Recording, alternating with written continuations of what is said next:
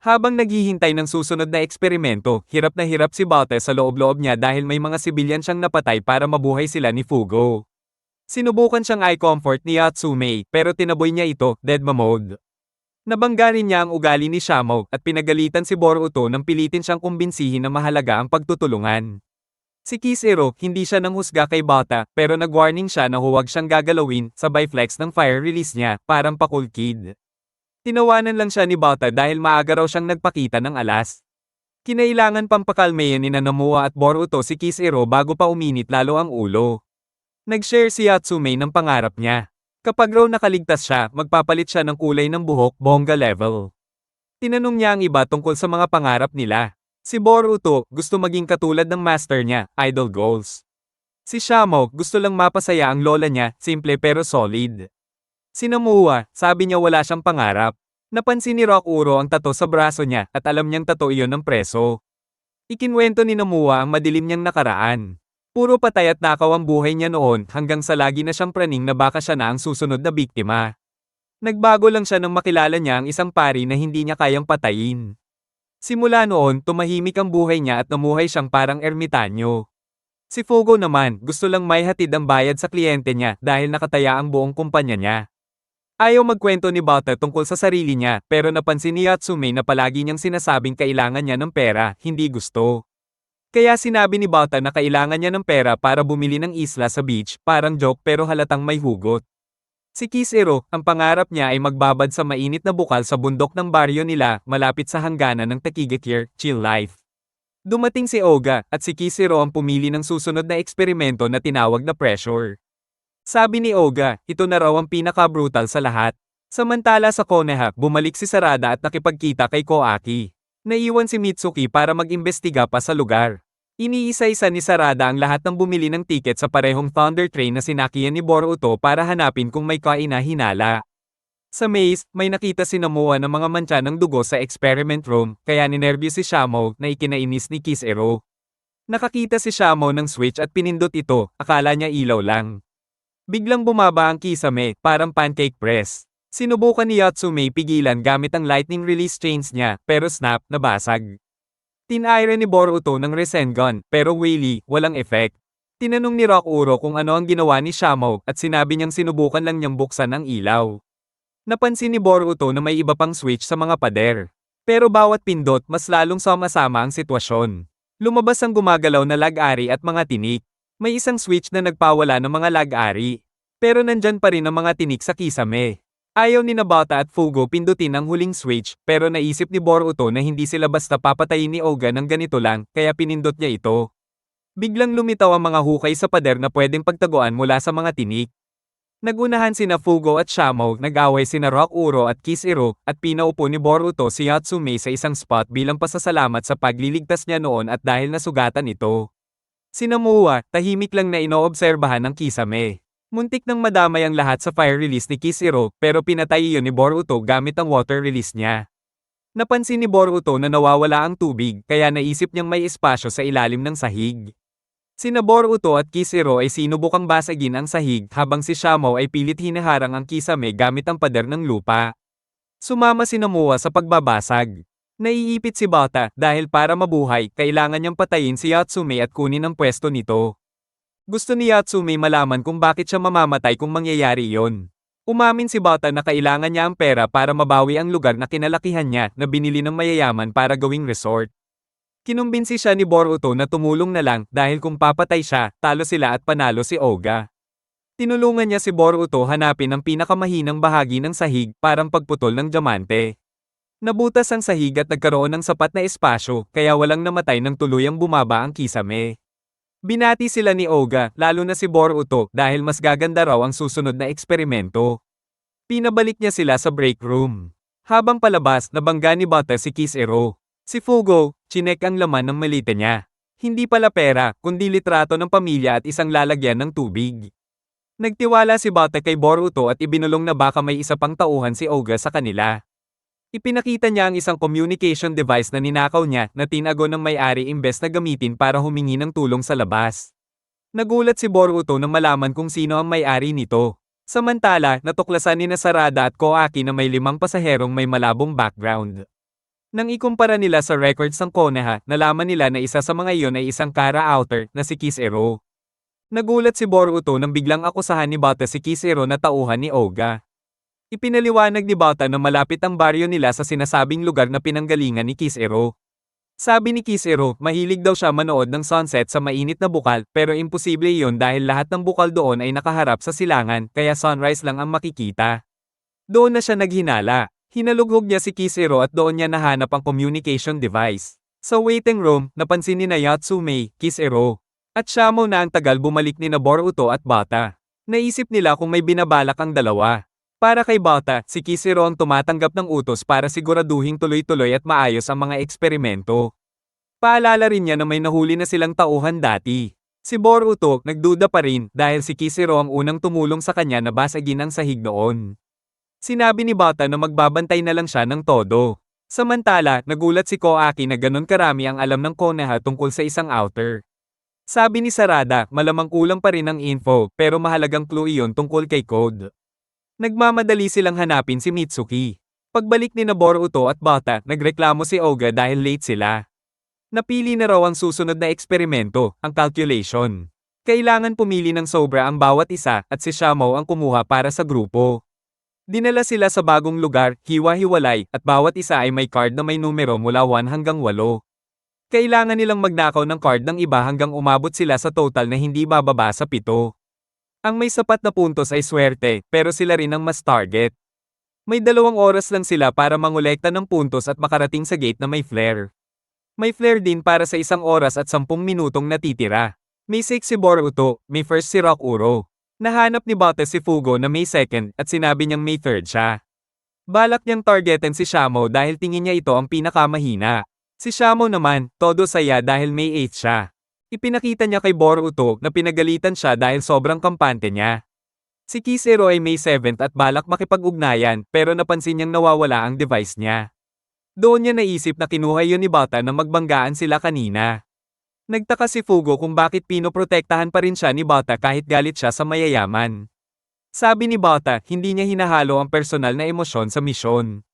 Nang matisod si Fugo, pinulot ni Bata ang malita niya para ibalik pero napansin niyang sobrang gone. Naalala niyang hindi pa niya talaga nakita ang pera. Nag-agawan sila at nahulog ang laman. Nababasag ang lalagyan ng tubig at may kumalat na parang gas. Humingi siya ng paliwanag. Inamin ni Fugo na may organisasyong nagbabanta sa kumpanya niya at dinukot ang asawa at anak niya. Wala na halos pera ang kumpanya niya kaya balak niyang takutin ang mga kalaban gamit ang kemikal sa lalagyan. Para kay Bata, isa lang siyang sinungaling. Kinuha niya ang card ni Fugo habang nagmamakaawa ito. Bigla itong napatay ng kanay sa likod. Nagulat si Bata at inatake rin siya ng salarin. May 4 si Yatsume at nakatagpo niya si Nomura. Sinabi ni Nomura na sa kwenta niya, 5 tao lang ang pwedeng umabot sa 7 pataas, ibig sabihin 3 ang babagsak. Inalok niya si Yatsume ng card niyang 5 pero tumanggi ito. Ayaw na raw ni Nomura kumuha ng kahit ano dahil naririnig pa rin niya ang boses ng mga taong napatay niya at hirap siyang matulog. Dumating sina Boruto at Shamo at tiningnan nila kung ilan ang makakalusot. Iminungkahi ni Shamo na gawing siyam ang 6 ni Boruto pero duda si Boruto. Nagpasya silang hanapin ng iba. Nakita nila sina Bata at Fugo na patay na sa lupa. Wala na ang mga card at ang device na kinuha ni Bata. Sa tingin ni Nomura, si Rockuro o si Kisero ang may gawa. Si Boruto naman, naisip na baka bitag lang ito para pag-away-awayin sila. Nang hinayang si Shamo at sinabing sana pwede niyang ibigay ang isa sa puntos niya. Doon nagka-idea si Boruto na ipalit ang 6 niya sa 1, 2, at 3 para mas maraming umabot sa 7. Umilo ang flare na 1 oras na lang ang natitira. Dumating si Rockuro at sinabi niyang hawak niya ang 1, 2, at 3. Inalok ni Boruto na ipalit ang 6 sa 2 at 3 pero bigla siyang inatake ni Rockuro gamit ang talam na braso niya. Iniisip ni Rockuro na kung isa lang ang matira, mas maaga niyang matutupad ang gusto ni Oga. Ginawa niyang bihag si Shamo na handang ibigay ang 8 niya. Tinamaan ni Boruto si Rockuro ng Vanishing Rasengan. Nakawala si Shamo at nasuntok ni Nomura si Rockuro. Samantala, natagpuan ni Sarada at Koaki si Mitsuki na natrap ng mga ceiling tag. May iba pang bitag sa paligid. Gusto ni Sarada maghintay ng tulong pero si Koaki diretso na, hinayaan niyang balutin siya ng bitag para sunugin ito gamit ang apoy ng katawan niya at nailigtas din si Mitsuki. Sinabi ni Mitsuki na inatake siya ng mga bihasang shinobi. Sinabi ni Sarada na posibleng may outer na sangkot. Gusto ni Koaki na puntahan agad ang pinagmulan. At sang-ayon si Sarada. Napagtanto ni Shamo na kapag nakuha nila ang mga card ni Rockuro, silang apat ay makakalusot. Lumaban si Rockuro sa lightning release ni Boruto at nilagyan si Namua ng parasite kaya napilitan itong umatake sa grupo. Pinipilit ni Namua labanan ng kontrol habang gusto ni Rockuro na bumalik siya sa dati niyang sarili. Naiyak si Yatsume sa nakikitang determinasyon ng lahat na mabuhay. Nakita ni Namua sa mga mata ni Boruto ang kabaitan ng paring nagbago ng buhay niya noon. Nagawa niyang pigilan ang sarili at sinalo ang atake ni Rockuro na para kay Boruto. Tinamaan naman ni Boruto si Rockuro ng Rasengan, tuluyang tinalo ito at kinuha ang mga card. Walang pagsisisi si Rockuro. Alam niyang kung bumalik siya sa baryo nila habang buhay siyang magsisilbi. Inamin niyang mas malakas ang kagustuhan ni Boruto na mabuhay kaysa sa kanya. Ibinigay ni Boruto sa kanya ang 6 na card at sumigaw laban sa plano ni Oga. Inamin ni Rockuro na kinuha niya ang card ni Nabata at Fugo pero patay na ang mga ito nang makita niya sila. Ibig sabihin, may isa pang salarin. Dumaan si Rockuro sa gate. Sinabi ni Boruto sa iba na mauna na sila dahil hindi pa nagagamit ang 7 card. Gusto niyang hintayin si Kishiro at ikinwento niya ang hinala ni Bata. Tinulungan ni Yatsume at Shamo si Namua na makadaan sa gate. Maya-maya, dumating si Kishiro sa gate at nadatnan si Boruto na naghihintay sa kanya. Hinarap ni Boruto si Kishiro tungkol sa pagkamatay ni Nabata at Fugo. Tinanong ni Kishiro kung bakit mas pinaniwalaan ni Boruto ang sinabi ni Rockuro kaysa sa kanya. Tinanong naman ni Boruto si Kishiro tungkol sa communication device na ninakaw sa kanya ni Bata. Biglang tumakbo si Kishiro palayo sa gate at hinabol siya ni Boruto. Habang iyon, pinag-usapan ni Shamo at Yatsume ang pagiging leader ni Boruto na parang boss mode. Napansin nila na mas malala pala ang sugat ni Namua kaysa sa akala nila. Kaya nauna si Shamo para tanungin si Rockuro kung may first aid at sabihan din siya na posibleng tauhan ni Oga si Kishiro. Kumpiyansa si Rockuro na may nahanap na siyang labasan. Si Namua, humiling na sana makatulog pa siya nang walang bangungot bago siya mamatay. Bumalik si Shamo kasama si Rockuro. Napag-isipan ni Rockuro na kung si Kishiro ay nagtatrabaho para kay Oga, pwede nila itong pilitin magsabi kung paano makalabas. Kahit sugatan, hinawakan ni Namua ang nagsasarang gate para makahabol ang tatlo kay Boruto. At nawalan siya ng malay. Hindi makapagpadala ng mensahe si Kishiro gamit ang device at nakita ni Boruto na hawak niya ulit ito. Inalok ni Kishiro ang 7 card niya pero deadma si Boruto. Dumating ng tatlo at pinalibutan si Kishiro. Tinanong siya ni Yatsume tungkol sa pangarap niya at inamin niyang nagsinungaling siya. Tumakas si Kishiro sa pamamagitan ng paghukay pababa gamit ang fire release. Sinundan siya ng iba sa ilalim ng lupa na parang maze ng kuweba. Inatake ni Kishiro ang kisame at may mga gumuho. Pinrotektahan ni Shamo si Yatsume gamit ang earth release. Nilabas ni Rockuro si Kishiro sa taguan at pinakawalan ng parasite pero nahila ni Kishiro iyon bago tuluyang pumasok sa katawan niya. Sinubukan ni Rockuro na magpadala ng marami pero sinunog ni Kishiro ang mga ito at ginamit ang apoy para lumapit kay Rockuro at tamaan ang sugat na hindi nito natago. Muntik na niyang patayin si Rockuro nang tamaan siya ng vanishing Rasengan ni Boruto kaya umatras siya. Binalaan ni Rockuro si Boruto na balak ni Kishiro paghiwa-hiwalayan sila para isa-isahin. Samantala, naakit sa bitag ang mga shinobi na umatake kina Mitsuki, Sarada, at Koaki, at pinalibutan sila. Naabutan ni Kishiro sina Shamo at Yatsume at si Yatsume ang una niyang tinarget, tinamaan sa tiyan. Inakit siya ni Yatsume papunta sa isang pool ng tubig at ginamit ang lightning release pero kinaya niya iyon. Sumigaw si Boruto para tumigil siya. Inatake ni Shamo si Kishiro gamit ang earth release. Napatras siya at may nahulog na scroll. Takot na takot si Yatsume at nakiusap kay Boruto na pigilan si Kishiro. Nakilala ni Sarada ang mga shinobi na umatake sa kanila bilang mga anbo ng Konoha. Pinayagan sila ng leader na magbahagi ng impormasyon. Sila ay pinagsamang grupo mula sa 5 malalaking bansa na nag-iimbestiga ng biglaang pagkawala ng maraming tao. Nagulat si Shamo sa laman ng scroll ni Kishiro. Ibinunyag ng mga anbo na si Kishiro ay kasama nila at ipinadala bilang undercover para imbestigahan ang mga pagkawala. Ang pagiging outer niya ay bahagi rin ng lihim na misyon. Hinala nila na ang nasa likod ng lahat ay tira-tirang grupo ng Kara. Gusto ni Koaki malaman ang alam ni Kishiro tungkol sa Kara, pero ipinaliwanag na si Kishiro at marami pang elite na jonin na ipinadala ay biglang nawala. Ang tanging mensaheng natanggap nila ay huwag magtiwala sa kahit ano.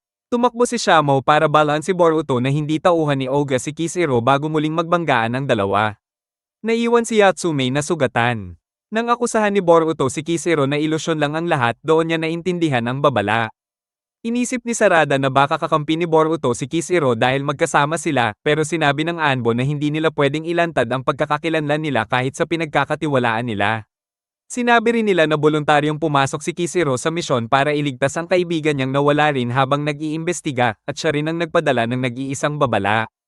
Ibinunyag nilang bihasa si Kisero sa medical ninjutsu at nag-aalala sila sa kalagayan nito dahil mag-isa siya, hindi makapagtiwala kanino man, at pinaghihinalaan ng lahat.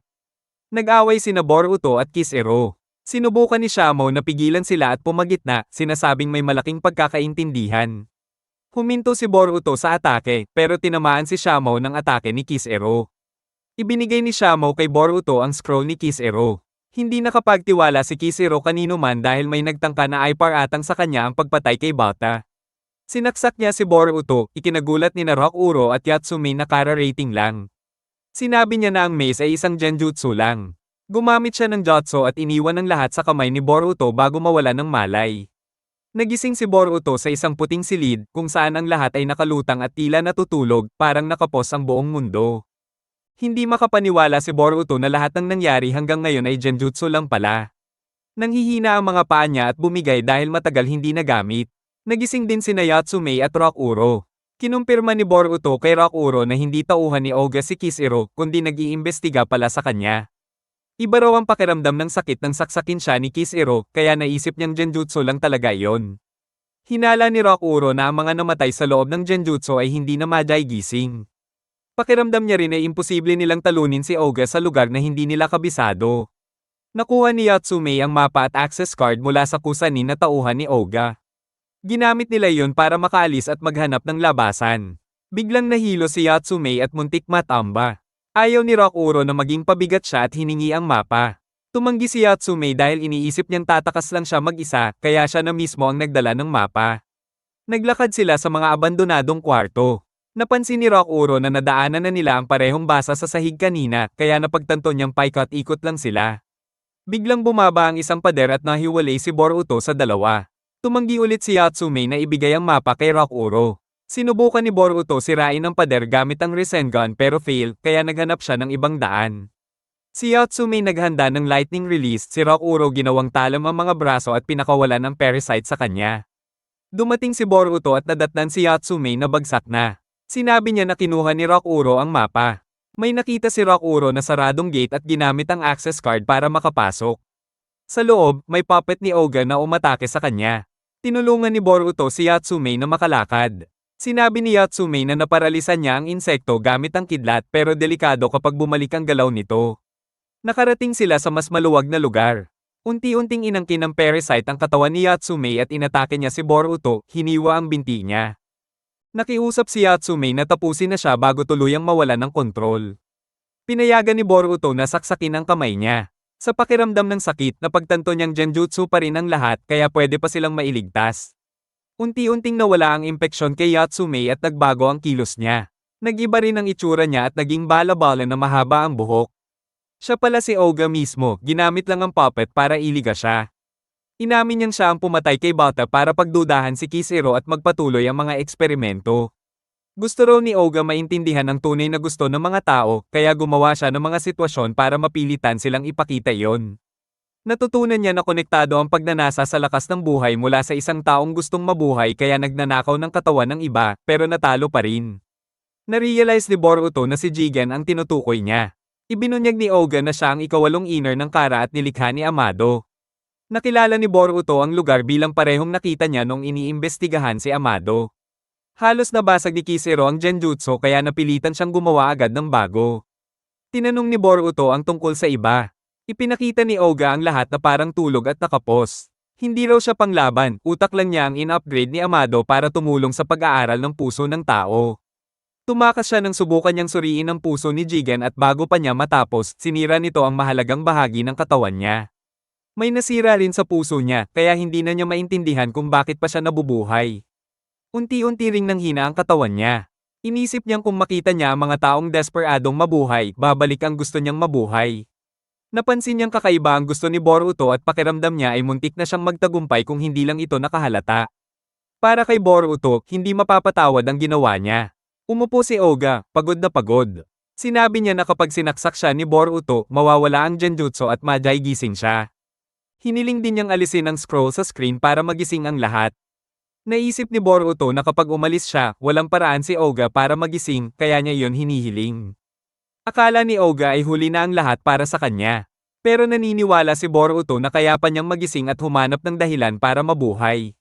Biglang gumuho ang paligid. Tumakbo si Boruto habang hinihila si Oga at ginamit ang Boruto stream para makalusot sa gate.